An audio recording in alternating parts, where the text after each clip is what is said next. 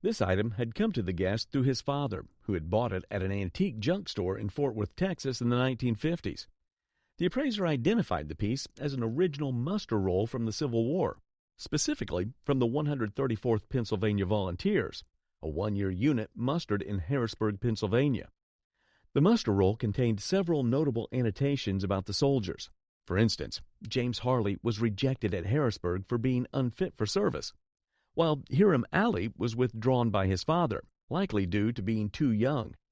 One particularly interesting entry was for Thomas Fish, who had 7 balls through his blouse at Fredericksburg, indicating he was severely injured in that battle. This one's a really interesting guy. And you've, what's his name? Mr. Fish, Thomas Fish. Mr. Fish, 7 balls through his blouse at Fredericksburg. He was obviously severely shot up in that battle.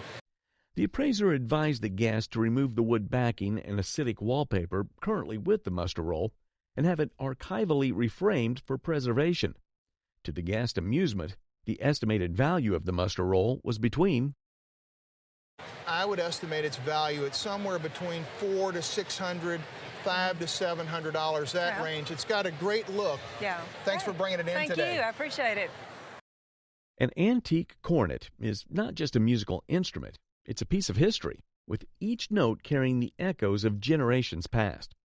The guests shared that the cornet had been passed down from their great-great-grandfather, George Warren, who served in the Civil War. Warren was a cornet player and a band leader. The cornet had been in the family for generations and in the guest's possession for 35 years. The appraiser described the cornet as a large bore type, having a wider body compared to more slender models. The string rotary valves were activated by levers, and the instrument featured superb engraving, with the bell inscribed E.G. Wright and the original mouthpiece. Remarkably, it also included the original price list from E.G. Wright. Unlike most cornets made of brass or German silver, this one was pure silver, making it extremely rare. The appraiser considered E.G. Wright the foremost brass wind instrument maker in the United States during that period, noting he was born in Boston in 1811, began his work in 1841, and died in 1871, 10 years after this cornet was made.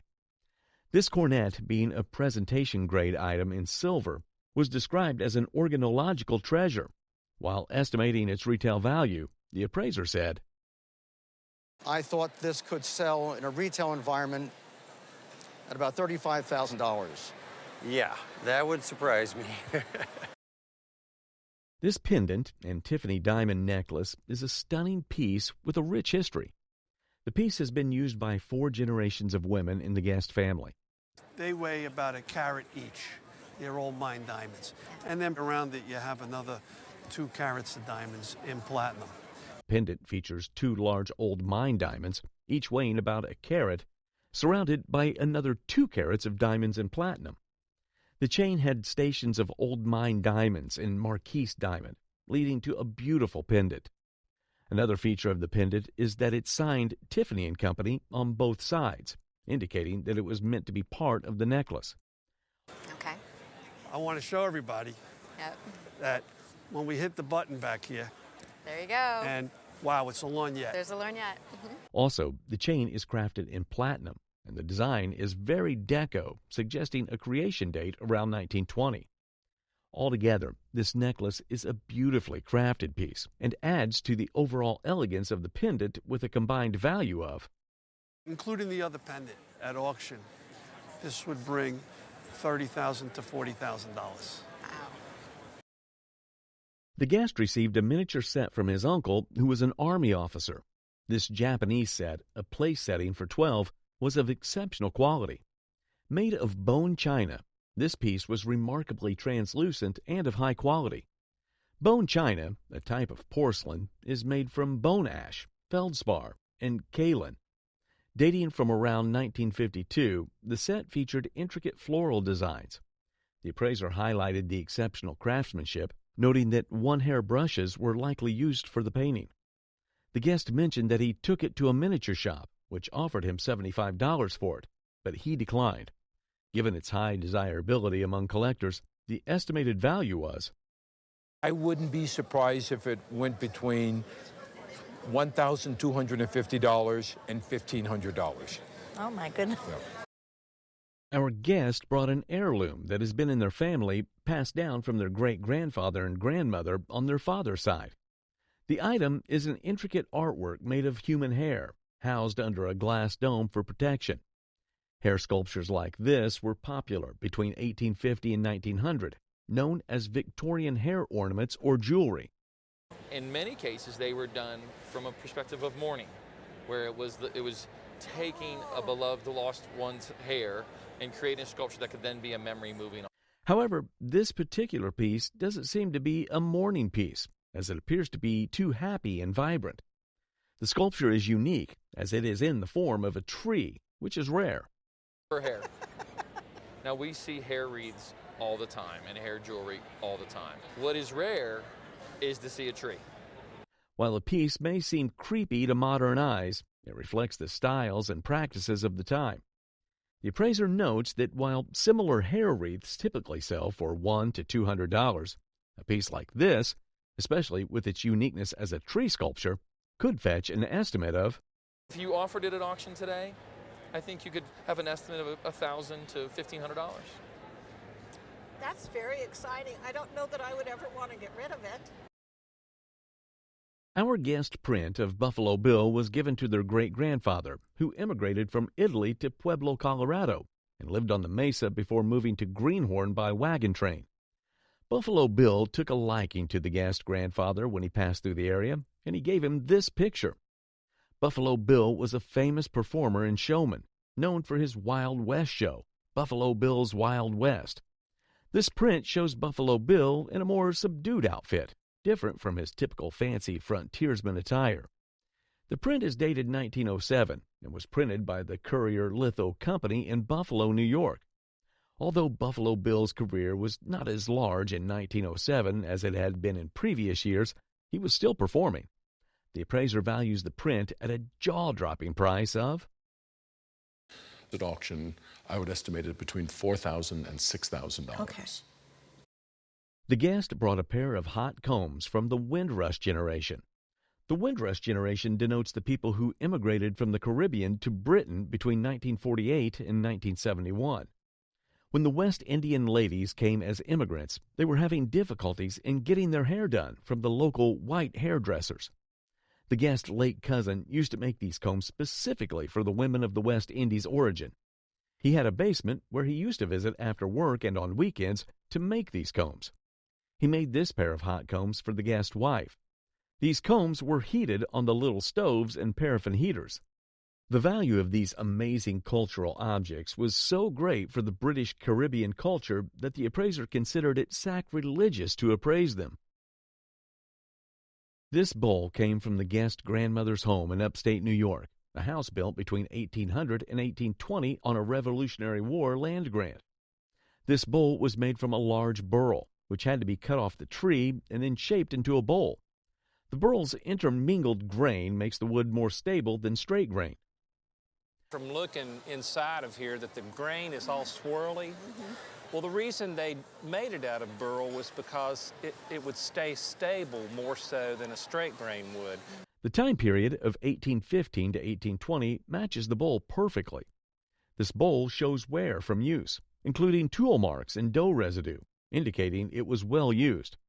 It was turned on a lathe, which is evident from the rings underneath, and Perfectly round, but over the years it expands and contracts, and it'll contract one way against the grain more so than another. This bowl's oval shape is due to years of expansion and contraction, as it was originally perfectly round. The appraiser and colleagues believe the bowl is made of ash. The bowl has a nice old surface, which is important for its value. Our guest used the bowl to hold DVDs and videotapes on top of their old TV. In a retail setting, the bowl is worth... That in a retail setting, this bowl's worth $6,000. Oh my, oh my. We are offered a glimpse of a unique blend of form and function in this item, called the Automation Diorama, which has been in the guest husband's family for generations. This item features a beautiful water scenery with a boat stand and lighthouse crafted from cardboard, encased in a glass dome. To see the diorama in action, a button is pushed at the bottom. Dating back to 1890, this terrific piece was made in Switzerland. Every part of this diorama is perfectly preserved and functional. The value of this piece of folk art, in its pristine condition, is placed at of $1,500 to $2,000. Great. Jimi Hendrix's music and fashion sense has inspired generations of rock and roll fans. His style, particularly his stage outfits, is highly influential. The EMP Museum in Seattle houses some of Hendrix's iconic wardrobe pieces. Celebrity clothing's value for collectors depends on documentation and documented pieces that were worn during stage performances. The first piece here, a kimono that was worn by Hendrix numerous times, but most importantly during the Newport 69 festival that took place in Devonshire Downs in California. The first item is a kimono worn by Hendrix during the Newport 69 festival in California. This festival was significant as it was one of the last shows played by the Jimi Hendrix Experience before they disbanded. Hendrix wore velvet pants with this kimono, notably during his legendary performance at Woodstock. The pants are iconic, representing his groundbreaking solo of the Star-Spangled Banner. The kimono, due to its documented provenance and significance, would sell for $75,000 in today's market. We talked about the pants. We're in a different class altogether, aren't we? Yeah, there really is no comparable for something that is this iconic. We'd have to go to a different market. It's because of their iconic status and association with Hendrix's Woodstock performance are in a class of their own. The rock and roll market for memorabilia, while not as high as Hollywood, still values pieces like these extremely highly. Our guest mother was a personal friend of René Portocarrero, a renowned Cuban artist in the late 1950s. She saw this painting in Portocarrero's studio in Cuba while it was still wet on the easel. René Portocarrero was thrilled by her enthusiasm, and together they searched through flea markets in. The chosen frame has colors that complement the painting, with green and white paint added by Portocarrero himself. Portocarrero is crucial for the development of modernism in Cuba. And what they did is basically start painting scenes that were endemic to Cuba. And in addition to that, they were using bright colors. His works are known for their bright colors and lavish application of paint, seen in the impasto technique used in the petals of the flowers. The artist's preference for Baroque frames is evident in this piece, adding his personal touch to the frame. The market for Cuban paintings has been rising due to interest from Cuban immigrants reclaiming their artistic patrimony. The appraiser estimated the value of the painting to be, we think that this painting is worth in the vicinity of $18,000 to $22,000. My goodness, that's wonderful. Our guest discovered the vase at an antique show in Dallas. She was immediately captivated by its beauty, especially with the light under it on a stand. Initially, the vase was not for sale, but she left her contact information with the sellers. In 1987, she finally received a call and purchased the vase for $3,000. The vase is signed Dom Nancy at the bottom, which the appraiser confirmed as authentic. This vase was made around 1900 by the Dom brothers in Nancy, France, a major Art Nouveau center. The decoration features popular violet flowers and an unusual engraved and... After I bought it, I found Dom Nancy written in gold, printed. This piece is carved with acid, then enameled and gilded, showcasing a sophisticated technique. The appraiser estimated the current retail value of the vase at... Well, besides being worth a lot to you, I would put a retail value of probably in the $15,000 range. Great. That's great. Our guest brought in 2 dome-shaped boxes that were in their mother's parents' place in New Hampshire. The appraiser was excited, confirming that these types of boxes, with reeded tops, are indeed from New Hampshire. These boxes belong to Mary Churchill, whose initials are on the front, and were likely made by a sweetheart or husband. The appraiser highlighted the special aspect of the boxes, their original paint. They take all the paint off. I don't want them because they want to get down to the original pine. Thank goodness people in your family to whom these were passed left them alone. Many similar boxes have had their paint stripped to reveal the eastern white pine wood, which is indigenous to New Hampshire, but these were left in their original state. The preservation of the original paint significantly increases the value of the boxes. The appraiser estimated that, in an auction situation, these boxes would be valued in the So I think in an auction situation, these would easily be estimated in the $10,000 to $15,000 range. Wow. Really? And that's with nothing in them. Who would have thought? Our guest grandfather bought this fishbowl in New York around the turn of the century, and it has been in his family ever since. Our guest mother had it for about 50 years before it was passed down to the guest. Likely made as a pair in China, about 1840 to 1860. The appraiser confirmed it is a Chinese fishbowl, likely made between 1840 and 1860. It was probably produced in Canton, China, known for making export ware for both local merchants and international markets. The fishbowl is a fine example of 19th century Chinese export ware. As we get into rose medallion ware and other export ware done during the 19th century, it gets very sloppy. We get simple outlines of faces. The cartouches display finely executed details, with well-outlined red lips and noses, contrasting with simpler export ware from the same period. The fishbowl also features foliate bands and molded mythical beast-simulated ring handles, resembling archaic bronze forms. The appraiser valued the fishbowl at of this quality would be around $6,000 to $9,000. $6,000 to $9,000? Okay. Our guest brought in an item that belonged to their grandmother. Our guest mentioned that one of her brothers worked for Coraopolis Glass Company. The appraiser confirmed it was indeed from Coraopolis, but clarified it was made by the Consolidated Glass Company. This item was invented by Reuben Haley around 1926, and it's called a Ruba rhombic. The appraiser expressed excitement, noting it's the first time they've seen a Ruba rhombic on the Antiques Roadshow.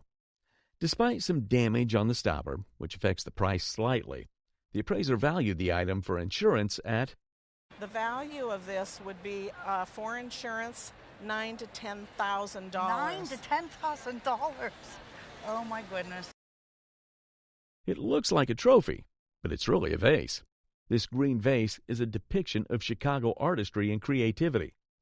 Ware, and they made a rather rectilinear or architectural ware. And obviously we have a fairly architectural piece here. It's called a Techo vase and was created in Chicago around 1910.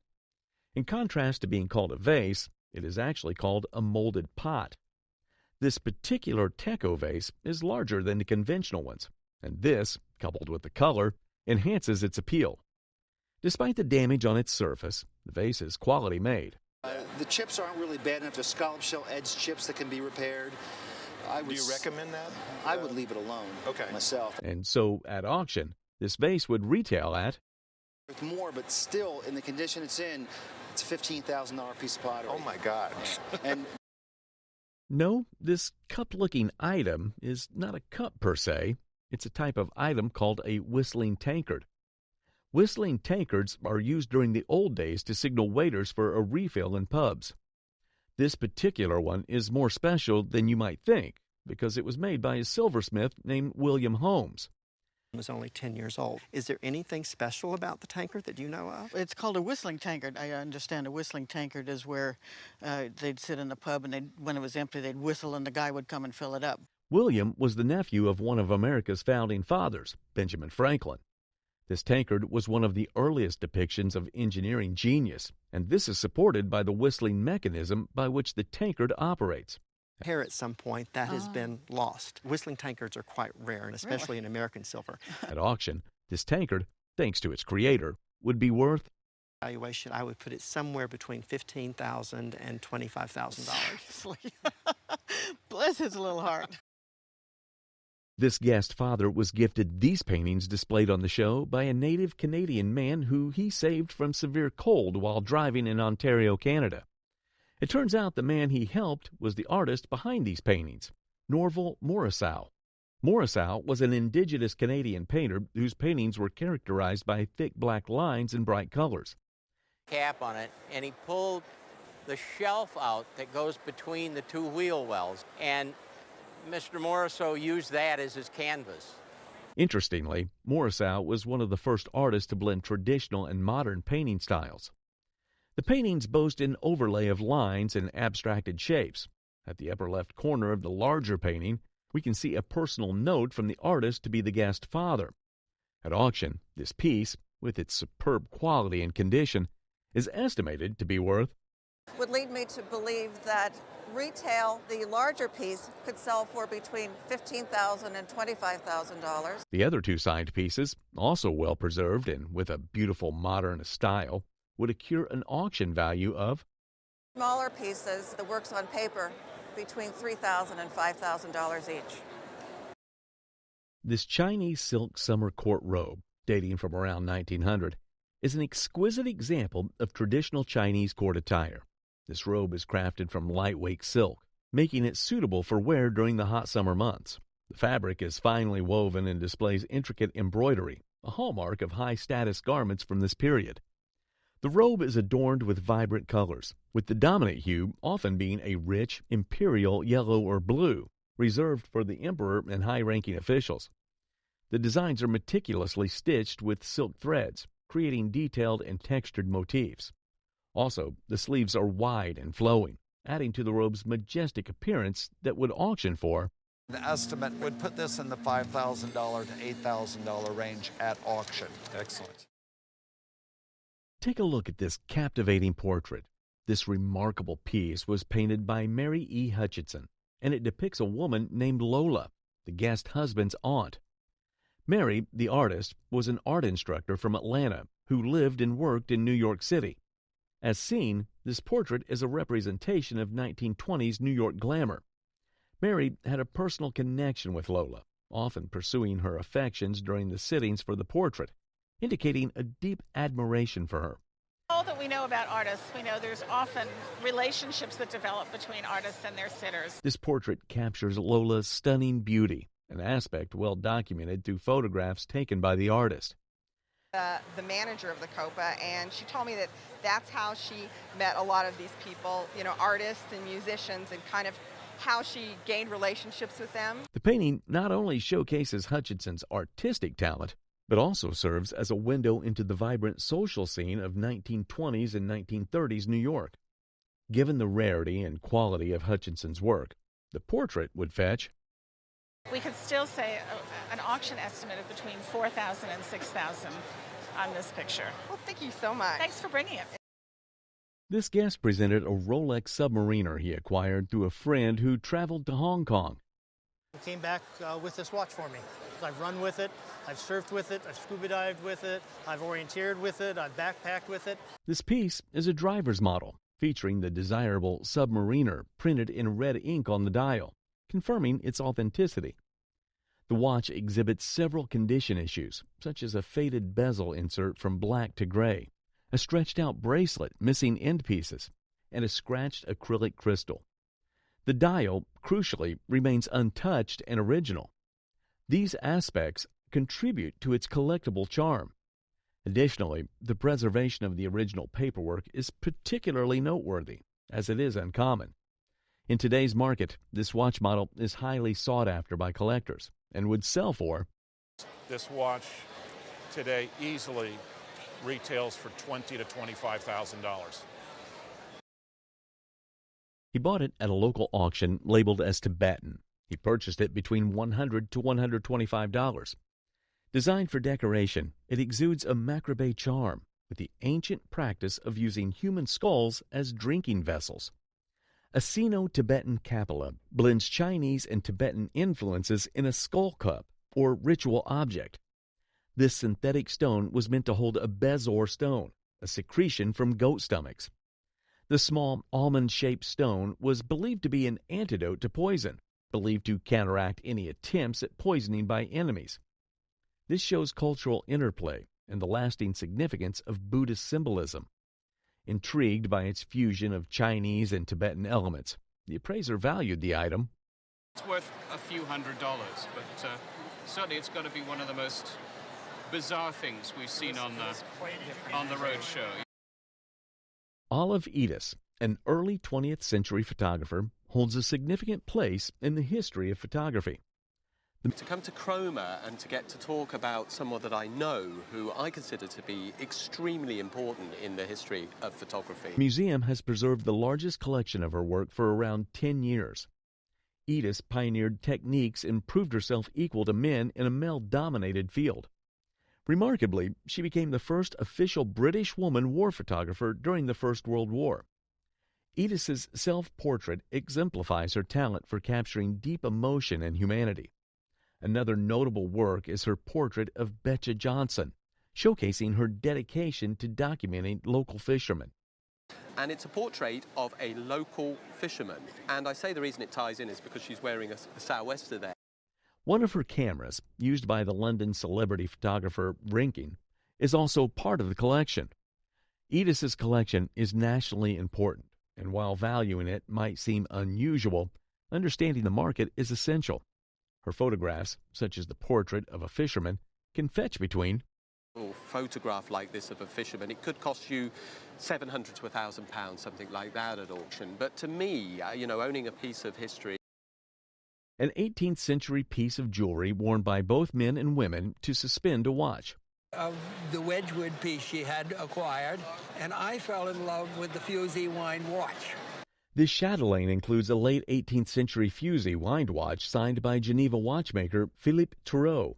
It features cut steel, polished and faceted to imitate precious stones, and elements of Wedgwood jasperware, a ceramic imitating cameos, signed by Josiah Wedgwood. Additionally, it includes glass bead tassels, gold-colored objects, a lorgnette, and a key. The guest mother acquired the chatelaine during a trip to England. Though made from genuine 1790 to 1800 components, the chatelaine was likely assembled from various pieces.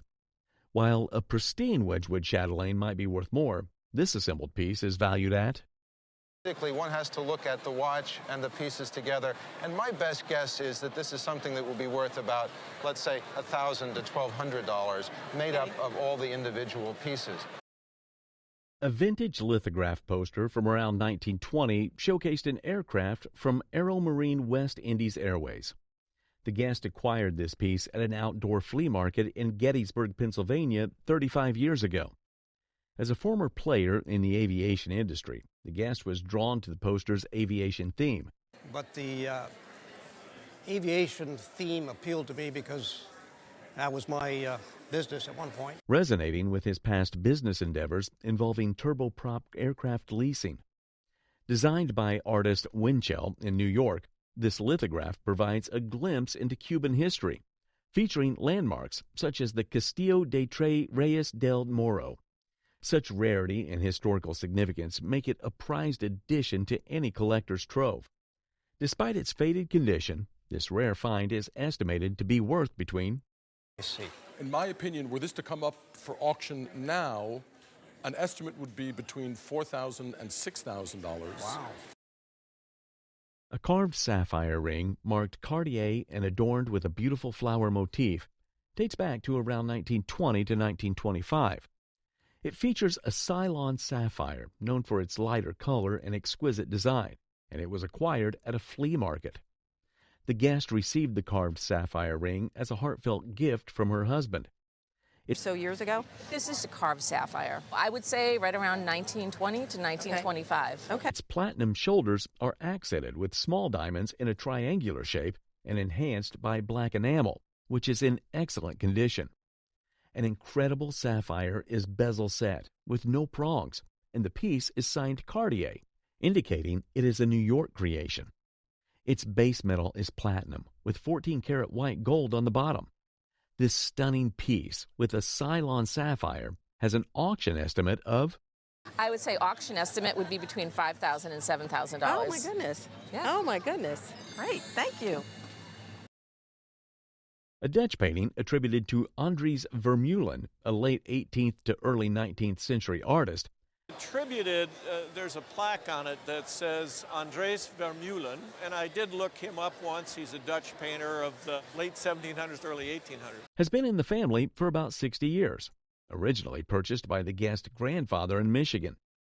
This oil-on-canvas piece, which has been relined, features a beautifully detailed Dutch skating scene, capturing various small, lively moments typical of the period's style. It boasts labels from reputable galleries like Frost and Reed in London and Daniel Rees in Michigan, enhancing its authenticity. The canvas's age, the paint's condition, and the detailed execution all support its authenticity. Although the market for 18th and 19th century Dutch works has softened since the 1990s, the current conservative auction estimate for this painting is between. However, if I were to put this painting at auction today, I would put a conservative auction estimate of $10,000 to $15,000 on it. Okay. This tankard is a fine example of the fusion of Chinese artistic techniques and Western functional forms, a hallmark of Chinese export silver. The tankard is made of high-quality silver and features intricate repousse work, which involves hammering the silver from the inside to create a raised design on the outside. The handle of the tankard is elegantly shaped and is adorned with additional decorative elements, providing both a practical grip and an artistic flourish. Overall, this Chinese export silver tankard exemplifies the skillful artistry and cross-cultural influences that characterize Chinese export silver, making it a treasured collectible that's worth. If this is to come into auction, I would estimate it at $2,000 to $3,000. Okay, very good. This painting is a family heirloom passed down through generations. The guest inherited it from his mother, who inherited it from his great-aunt. This oil painting on a canvas was created by Maynard Dixon. Dixon was an American artist known for his paintings that focused on the American West. He stayed with them at their ranch. At least that's the family legend. Mm-hmm. Tom was a rancher. He was out growing grain and alfalfa. And was popularly known as the last cowboy in San Francisco. The painting is of the guest's great-aunt and uncle's ranch in Oregon. It was done in 1913 when Dixon stayed with the guest's great-aunt and uncle. The painting is a very good example of his work, and it depicts a typical Western landscape. The use of some of the heavy impasto here in the lower right, just above the inscription. The view is very interesting to me. Bearing his signature, this original piece of oil painting on canvas can only have a value estimate of. We believe that if offered at auction, an auction estimate in 2022 would be $50,000 to $80,000. My goodness. The collection was amassed out of a profound reverence for her, and she's a collector for over 30 years. In the 19th century, women's accessories were essential for both fashion and social identity. During that time, pockets held a variety of items, and if a string unraveled, there was a chance of losing both the pocket and its contents. With a side slit in the dress, one could reach into the pocket hidden within to pull out the items. This apron is evident that it opens down the back. This thin seam indicates a short bodice at the back, placing its likely date around 1805. Each piece tells a story about the fashion trends, social norms, and craftsmanship of the era. Revealing its significance, the appraiser valued the item. The value of your collection, it's worth quite a lot of money, $6,000 to $8,000. Oh my goodness. Well, thank you very much. Every artist brings their perspective to their work, and this artist's approach is especially unique. This Venetian view oil painting is a captivating piece of art, painted by the Boston artist George Noyes, who gained fame in the early 20th century as an American impressionist. This piece reflects Noyes' mastery of impressionist techniques. As seen, the painting showcases a lovely palette with vibrant colors and impressionistic strokes, almost verging on pointillism. This use of color and technique beautifully captures the essence of a Venetian scene. A car being bounced down the road, just pop, pop, pop, and made it split. Now that can be repaired. They can butterfly that together, and they have other ways of doing it, and then painting that out. So it'll help. Despite the condition issues, this painting retains its charm and artistic value, reflecting its worth as a piece by an accomplished impressionist artist, and at auction would fetch. Cleaned up like that, you'd probably expect to be asking about $10,000 for it. No kidding. Yeah. The presentation lap desk, circa 1795, represents portable writing convenience in the late 18th century. The guest got lucky at a sale of Mount Vernon items. A family member of Martha Washington sold many things from their estate, including items from Mount Vernon. The guest bought this item directly from that family member around 1981 to 1983 for maybe between $1,000 and $3,000. The appraiser pointed out the special history of the box, showing a silver plaque that said, Marquise de Lafayette gave this to Eliza Parke Custis, who gave it to her daughter, Eliza Law. They talked about how Lafayette helped America in the Revolutionary War and how Eliza relates to Martha Washington. The appraiser mentioned that when opening it, you see a lap desk, like a lady's writing desk for when she travels. On top, there are tools like a small brush for ink, an inkwell for pens, and maybe a spot for sealing wax. There's a note inside saying it was given to Eliza Parke Custis, who then gave it to her daughter in 1823. Another longer letter inside talks more about it and mentions it was sent by the Marquise de Lafayette, who is French. While estimating the worth of the box, the appraiser said, place a pre-sale estimate of somewhere from $30,000 to $50,000. This large hexagonal jar is always the center of attention. It was purchased by a guest at a private sale.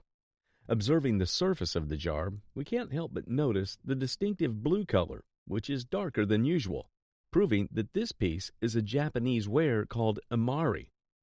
The jar was made in Arita, Japan, circa 1680 to 1720.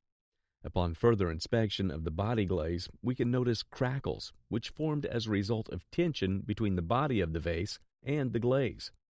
Although jars like these were made in Japan, they were mainly exported for the Western market. If you look closely to the glaze in certain places, you'll notice that there's a crackle to the glaze. With its size and rich history, this delicate jar would fetch an auction value of A jar like this. This jar's worth between $8,000 to $10,000. Wow. The statue is a religious figure showing a bodhisattva of compassion from Chinese Buddhism. The guest shared that the figure in question is an Asian piece that belonged to their grandmother, who acquired it in the late 1800s or early 1900s. It was a gift from a suitor who traveled to Asia and brought many items, including this one. The guest assumed it was made of brass, but was unsure of its significance. The appraiser identified the figure as a Chinese gilt bronze Buddha, noting that the gilding was in excellent condition, not worn or rubbed. They explained that gilt bronze figures can resemble polished bronze. This particular piece is from a school of 33 multi-armed deities, representing the Bodhisattva of compassion. The many arms, first seen in Indian Buddhism and later adopted by the Chinese, show the different ways the Buddha of compassion guides people towards enlightenment. The appraiser dated the piece to around 1650, noting its remarkable condition for a 17th century bronze. The appraiser observed missing parts, but still praised the figure's quality. They pointed out the strong features like the eyes and nose, the red color on the mouth, the detailed jeweled chest, and the lotus designs on the robe. They also saw some corrosive pigment and cleaning solution residue, and recommended having the figure cleaned and stabilized. While praising the figure, the appraiser said, Speaking to value in a retail setting, this would be $40,000. Wow. Had no idea. Absolutely no idea. Exhibited on the show is a vessel fit for royalty. A jeweled ewer brought onto the show by this guest has been in his family for years. This piece was made by the Copeland Company circa 1860 to 1880. The ewer bears the maker's mark at its bottom, authenticating that it was indeed made by Copeland. And it boasts of beautiful hand-painted designs. Also featured on the body of the ewer is a neoclassical shape, which masks at the front and back. Additionally, the handle of the ewer is elaborately decorated, and some gold paint is visible. Historically, a ewer like this would have been made for the wealthy, judging by its elaborate designs. At auction today, it is estimated to be worth But it would be worth somewhere between $2,500 and $3,500. Trot into the world of equestrian elegance with this sterling silver horse. The guest inherited the shimmering horse figure from her grandmother, and the guest inscribed the title Fargo on the plinth when she was 11 years old. Although two of these horse figures were commissioned by the guest grandparents, only this one was presented. Trophy. Where do you think it's from? Any ideas?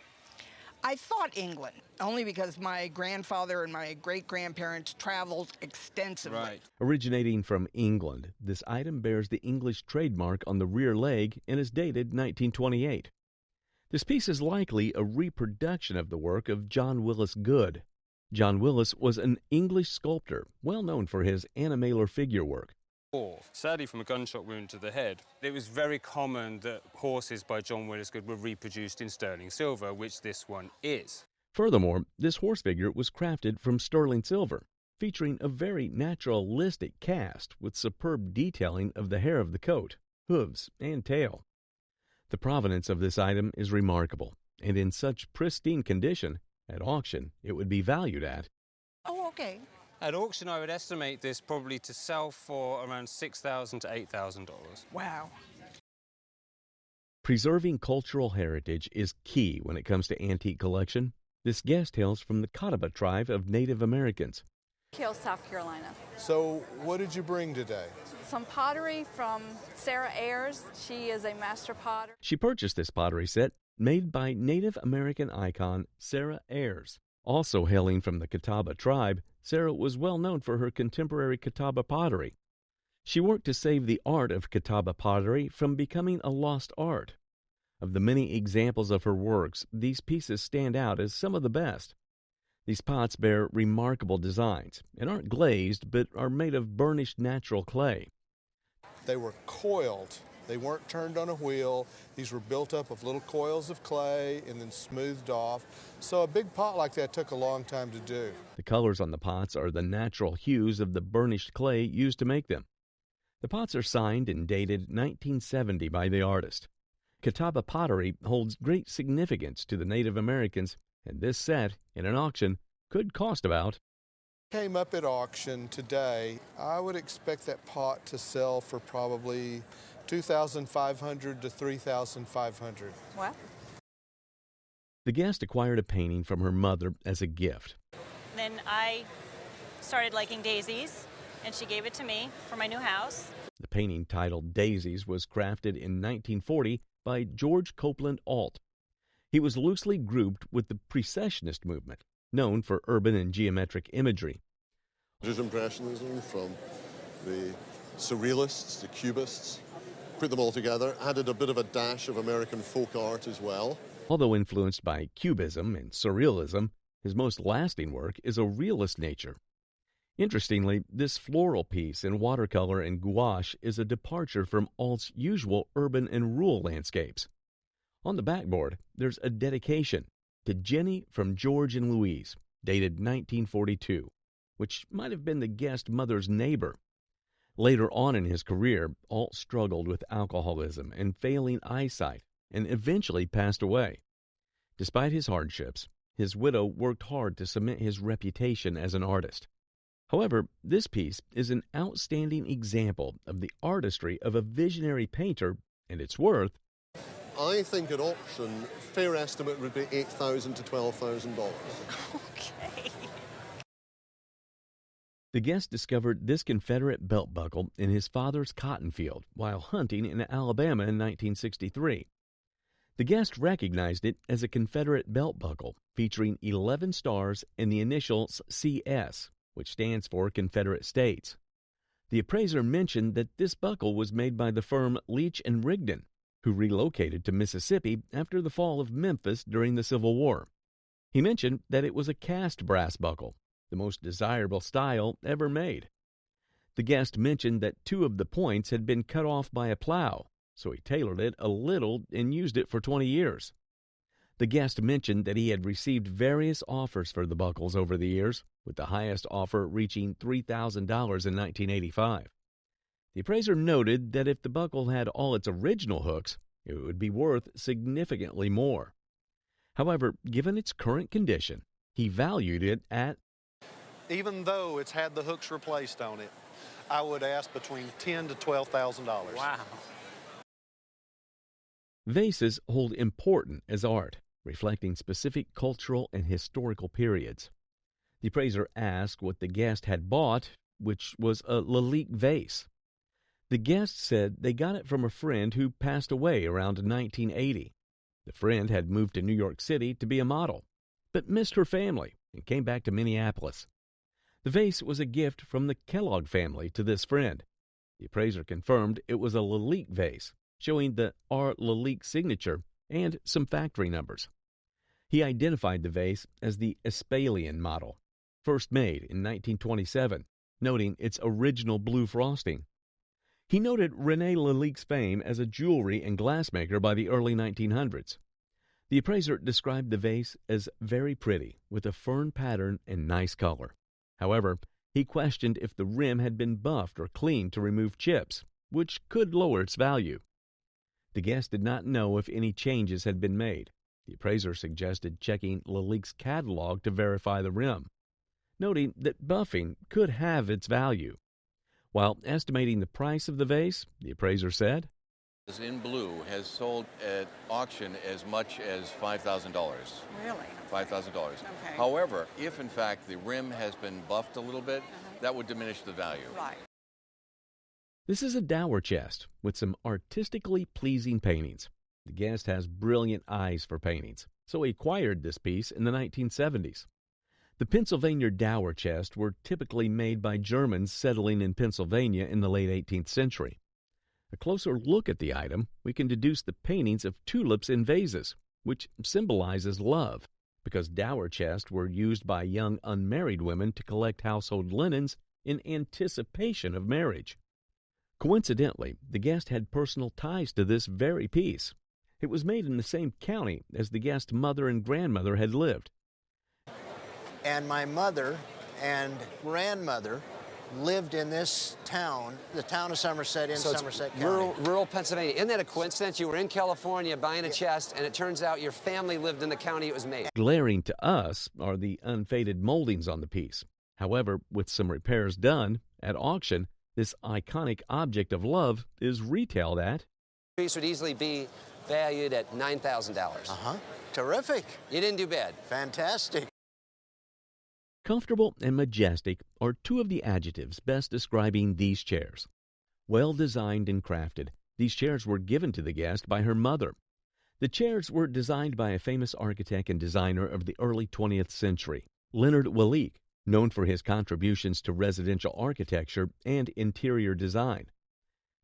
And I'm going through all the pages of the book, and I look, and there are the chairs. These chairs were made to complement Wallick's architectural designs, and their designs are drawn from European origins and blended with American architectural traditions. I have these chairs because there's only 5 pieces that he knows of in the United States that exist, and these were 2 of them. The wood used to create this masterpiece is walnut, and they were crafted by Alfred Nygaard. Nygaard's works are known for their detailed craftsmanship and intricate designs, which are evident in this piece. This pair of chairs, designed by one of America's foremost designers and crafted by a skilled craftsman, is a top-notch piece of furniture and would fetch a sum of... As an auction estimate, I think the pair would sell for $8,000 to $12,000. But if all the stars aligned, could do 2-3 times that.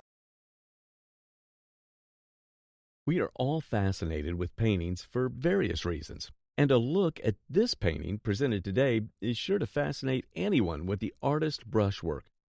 This work was done by a French painter of the School of Paris who specialized in cityscapes, Maurice Utrillo. Well, he had a problem with alcohol and other illnesses. He painted a lot of outside his window or painted a lot from his home. This is one of those views. As with most of Utrillo's work, this painting depicts a French cityscape, evident by the French flag painted in it. The piece is an oil-on-paper painting and is signed by the artist to show its authenticity. Thick layers of paint, referred to as the impasto technique, give texture and depth to this painting. A fine and captivating work of art, this painting not only captures a cityscape of old France, but also the hearts of art lovers, and as such would be auctioned at... I think that this would bring at auction somewhere in the neighborhood of $80,000 to $120,000. Wow. A look at these handbags makes one wonder about the thought process behind their craftsmanship. This unique set of handbags was given to the guest by her mother. The bags were made by a company started by Judith Lieber. The 60s or the 70s, and she carried them to balls, and they were quite unusual, and I think they're very beautiful. Lieber was a Hungarian-American fashion designer and businesswoman who started the Judith Lieber Company. As with most of Lieber's works, these bags feature crystal minaudières and are made of metal shell plated with silver and adorned with various forms. These bags are in museums like the Metropolitan Museum or the Smithsonian. She always had a very great sense of humor. One of these bags is adorned with a sitting lion form that showcases Lieber's out-of-the-box thinking. It's fascinating to know that all the bags presented today are hand-done, which adds to their elegance even more. These bags are unique, elegant, and exude class befitting their creator, and as such, individually, would be worth the shell bag. I would say this at auction would be about $1,200. Wow, that's impressive. That's great to hear.